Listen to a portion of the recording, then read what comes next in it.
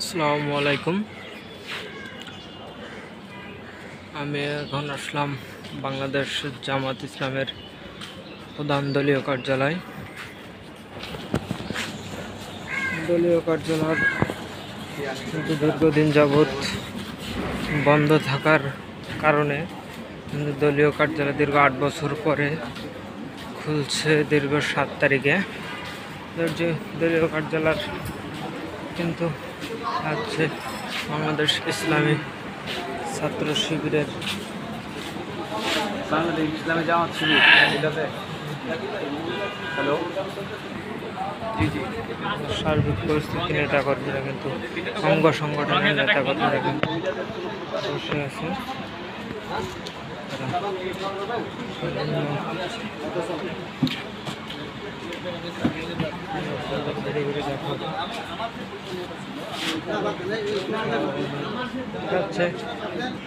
দ্বিতীয় number room পরবর্তীতে যেটা তৈরি হয়েছে ওই সাইডে জামাত ইসলামের দলীয় কার্যালয়, দুইটি ভবন।